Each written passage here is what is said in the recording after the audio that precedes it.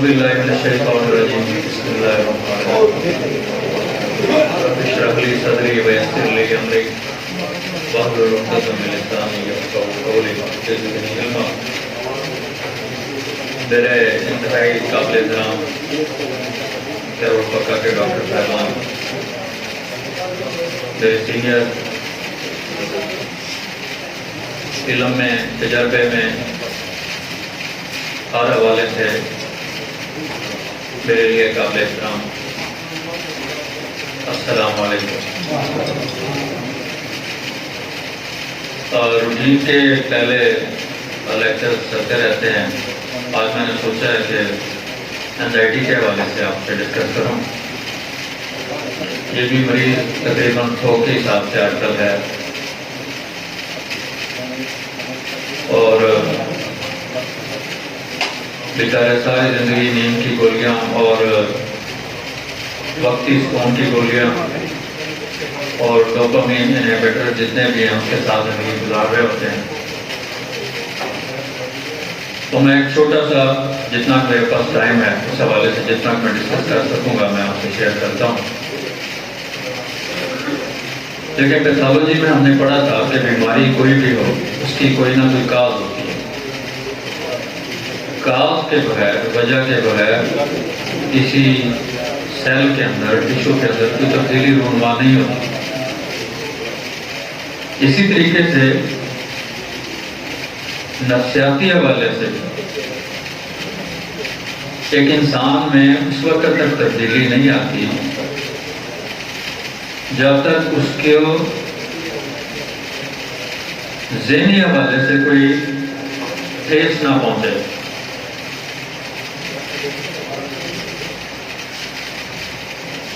اور یہ کب ہوتا ہے؟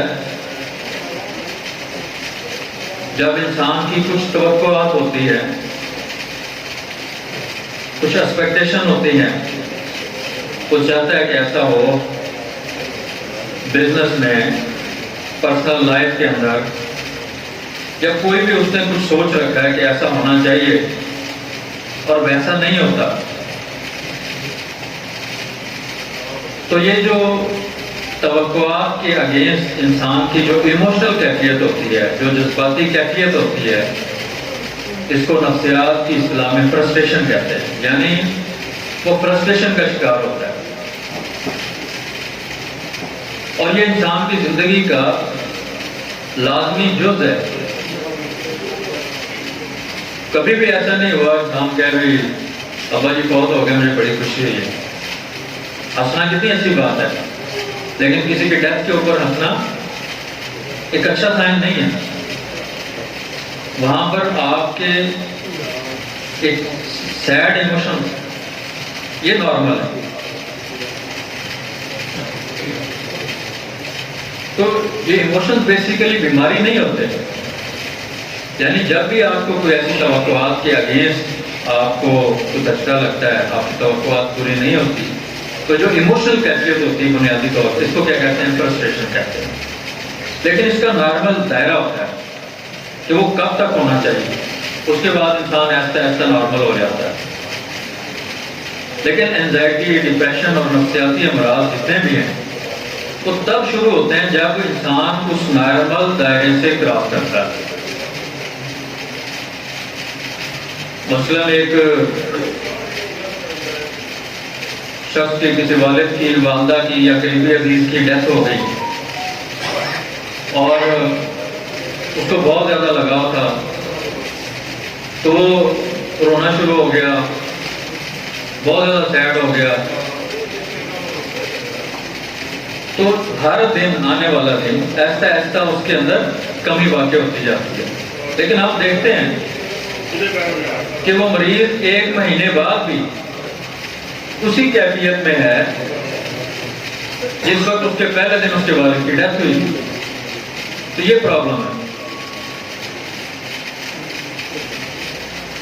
یعنی ایموشنز نارملی ایسا ایسا ایسا ایسا کم ہوتے جاتے ہیں۔ لیکن اگر وہ دائرے سے باہر نہیں آتا تو اس کا مطلب ہے وہ کسی نہ کسی کمپلیکیشن میں جائے گا، کسی نفسیاتی امراض کا شکار ہوگا۔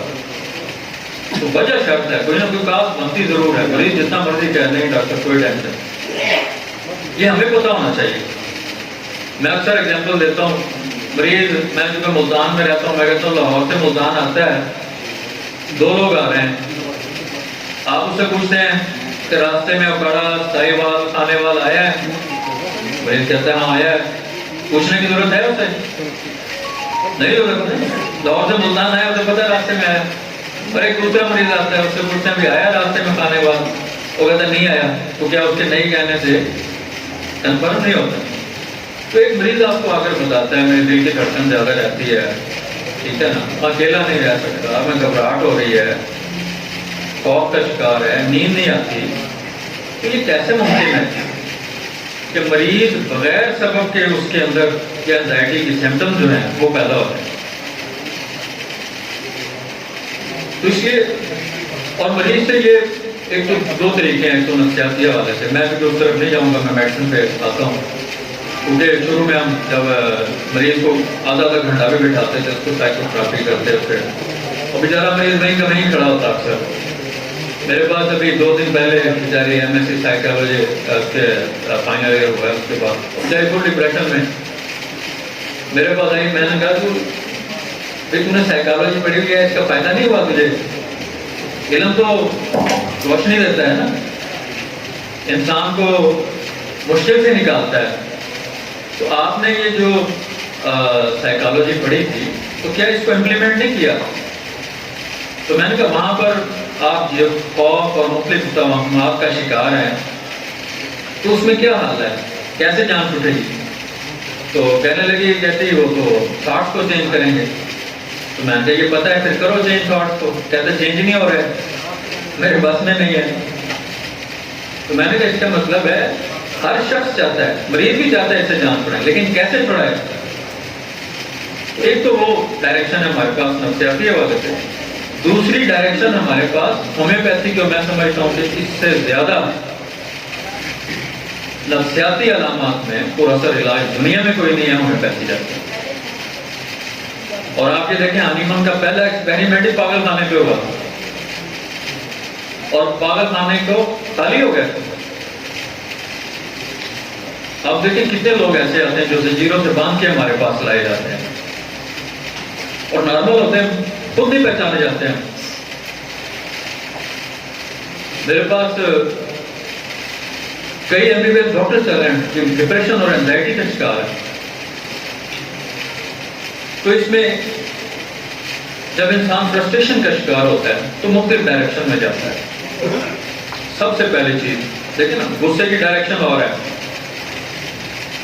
مایوسی کی ڈائریکشن اور ہے. تو سب سے پہلے میں جس چیزوں کو ڈسکس کرنا چاہتا ہوں، آپ کے پاس بہت زیادہ مریض جو آتے ہیں اکثر مایوسی کا شکار ہوتے ہیں. اور یہ آپ کو پتہ ہونا چاہیے، جتنے بھی لا علاج امراض کے اندر جو مریض آپ کے پاس آتے ہیں، ان مریضوں میں زیادہ تر یہ دماغ کے اندر یہ چیز بیٹھی ہوتی ہے کہ میرا علاج نہیں. آپ کو ہیپاٹائٹس، آپ کو کینسر کے امراض میں، یا مریض کو کینسر کا وہم ہو جائے، اس کے اندر بھی یہ چیزیں ملیں گی. اور ہر وقت ایک خوف سا رہتا ہے کہ میں مر جاؤں گا. ہوتا ہے کہ نہیں ہوتا؟ لیکن وہ خوف ایکونائٹ والا نہیں ہوتا. ہر موت کے خوف کی دوا ایکونائٹ نہیں ہے. ایکونائٹ سڈن ڈیتھ کی دوا، سڈن موت کے خوف کی دوا ہے. لیکن اکثر آپ کو جتنے ملیں گے یہ جس میں مریض موت کا خوف کا شکار ہوتا ہے، آپ پوچھیں یا نہ پوچھیں، اس کے دماغ میں یہ چیز موجود ہے. وہ دماغ کے اندر یہ چیز سوچتا رہتا ہے. اور جو موت کا خوف سوچتا ہوگا، خوف بہت زیادہ نہیں ہوتا، لیکن ہوتا ہے میں نے مر جانا، بس اب میرا علاج کوئی ہے نہیں، پتہ نہیں ہوتا لیکن علاج بھی کرا رہا. کیا وہ خوش ہوگا؟ وہ مایوس ہوتا ہے، کہے بھلے نہ کہے. اور اس سے کیا ہوتا ہے؟ اس سے گھبراہٹ ہوگی، اس کو گھٹن ہوگی، رات کو نیند نہیں آتی. اور خوف کے جتنے مریض ہیں وہ تنہائی سے بھی گھبراتے ہیں. جو سیڈنس کے مریض ہیں وہ تنہائی چاہتے ہیں. مایوسی کے مریض ہیں تنہائی سے خوف کھاتے ہیں. وہ چاہتے ہیں کہ کچھ لوگ ہوں ہمارے پاس. بیوی ہے، شوہر کو، بچوں کو رات کو جگا لے کہ میں نے کچھ ہو لگا، کچھ ہو جانے کا خوف. اور یہ اتنا مریض ہے کہ آپ سوچ نہیں سکتے. اور سادہ سی دوا ہے، آپ سینیکمل لو. کچھ ہو جانے کا خوف، کچھ ہو جانے کا خوف. میرے پاس نام نہیں لیتے تھے، ہمارے ہومیوپیتھک ڈاکٹر صاحب ہے، ان کو مسئلہ تھا ان کی مسز کو. میں نے ان کو دوا بتائی، آپ سینیکمل کیفیات یہی تھیں. ان کا 8 سال نزلے کی دوائی ہے ڈاکٹر، اور یہ اس سے کیسے ٹھیک ہو. میں نے کہا چلو آ جاؤ، پھر ہسٹری لے لیتا ہوں، پھر دیکھ لیتے ہیں. حقیقت آپ سینک کی تھی. میں نے آپ سینک کی 2-3 ہفتوں بہتر گئے تھے، کوڑی دی تھی دوائی، کہڑی دیتی تھی. میں کہ آپ سینک دیتی تھی، اسی تو کھوانی نہیں تھی. تو یہ یعنی علامات اتنی مستند ہیں. یہ کچھ ہو جانے کا انجانا سا خوف مریض کو، یہ خوف مریض کو بار بار ڈاکٹروں کے پاس بھیجتا ہے کہ مجھے کچھ. آپ کے پاس آیا نا، آپ کے پاس نہیں ٹکے گا، پھر اور کے پاس جائے گا. اس کے ذہن میں یہ تسلی نہیں ہو رہی کہ میں ٹھیک ہو جاؤں، مجھے کچھ ہے. اس لیے وہ دوسرے کے پاس جا رہا ہے کہ شاید وہ تشخیص کرے. وہ کیا تشخیص کرے گا؟ ایک MBBS ڈاکٹر کے پاس، دوسرے کے پاس. وہ بھی جب ہم دیکھتے ہیں لائف تھریٹ سارے پیرامیٹر نارمل ہیں، وہ کہتا ہے جی اینزائٹی ہے. وہ کہتا ہے اینزائٹی مریض ایڈمٹ نہیں کرتا اینزائٹی. ایک کے پاس دوسرے کے پاس اتنی فائلیں. 30 میں صبح دوپہر شام دیتے ہیں. آپ جس کو ٹینشن میں میری روٹین ہے کہ 30 میں دیتا ہوں صبح دوپہر شام. زیادہ مسئلہ بہت زیادہ فیئر ہوتا ہے، مریض گھبراہٹ فوراً آیا تو آپ 10-15 منٹ بعد بھی دے سکتے ہیں، اور فوری فائدہ دیتی ہے. فوری فائدہ دے گی، آپ کبھی ناکامی نہیں ہوگی. دوسری دوا کچھ ہو جانے کے خوف میں ارجنٹم نائٹریکم. موت کا خوف بھی ہے، ارجنٹم نائٹریکم. رش سے گھبرائے گا، تنہائی سے بھی ڈرتا ہے، رش میں بھی گھبراتا ہے. یعنی جہاں کہتے رہے گا وہاں کے باہر نکل جاؤ، تو وہ ارجنٹم نائٹریکم.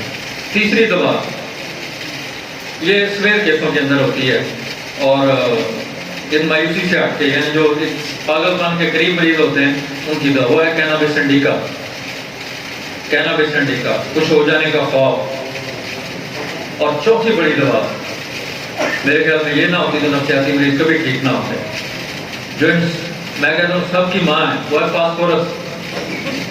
کیونکہ جب مریض کو یہ کیفیت رہتی ہے آرسینک کچھ ہو جانے کی کیفیت، وہ ایسا ایسا جب بڑھتی جاتی ہے وہ ٹھیک نہیں ہوتا. تو اس سے لازم بات ہے مریض، آپ دیکھیں کہ کارڈیالوجی میں بیٹھے نا تو 90% اینزائٹی کا مریض ہوتا ہے، بیسک اور اینزائٹی کا. 10% بڑی مشکل سے ہوگا جو ہارٹ کا ہو. وہ کیوں جاتا ہے ادھر؟ کیونکہ انہیں خوف ہوتا ہے کہ کہیں ہارٹ اٹیک تو نہیں ہو رہا. دھڑکن زیادہ ہوتی ہے نا تو پریشان ہوتا ہے. تو یہ علامت بیسیکلی آپ اس سے یہ خیال ختم کریں. ہومیوپیتھی کیا ہے؟ جو علامات پیدا کرتی ہے وہ علامات ختم کرے گی نا. تو علامات بیسیکلی کیا ہے؟ آپ اینزائٹی کے نام پہ اگنیشیا دیں، کیسے ٹھیک کرے گی؟ اگنیشیا گھٹن پیدا کرتی ہے. آپ اینزائٹی کے نام پہ پلساٹیلا دیں، وہ سیڈنس پیدا کرتی ہے، اس کو کیسے ٹھیک کرے گی؟ مریض میں وہم کیا ہے کہ مجھے ہارٹ کا مسئلہ ہو گیا، مجھے دل کا مسئلہ ہے. اسے وہم ہے کہ مجھے فالج ہونے لگا ہے. بازو سننا ہوتا ہے کہ فالج ہونے لگا ہے، پٹھے کھینچنے لگتے ہیں. اس کا خوف ہے، فالج کا خوف، دل کی بیماری کا خوف. یہ خوف جو دوائیں پیدا کرتی ہیں وہ ختم کرے گی نا. یہ فاسفورس پیدا کرتی ہے اور فاسفورس ختم کرتی ہے، اور فاسفورس مستقل ٹھیک کرتی ہے.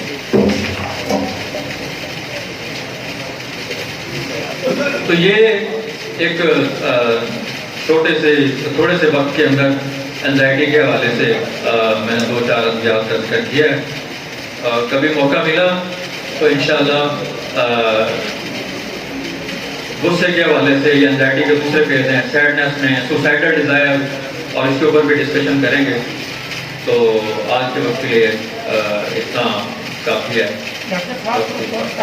جی فاسفورس زیادہ جب سویر ہوتا ہے تو 200 میں 4 دن کے بعد، اور اس کے بعد ہفتے میں 1 ڈوز کر دیتا ہوں.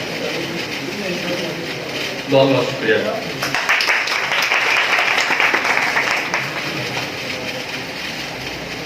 جیسا کہ ڈاکٹر صاحب نے بتایا کہ اگر ہومیوپیتھی کو صحیح اپلائی کیا جائے تو پاگل خانے کا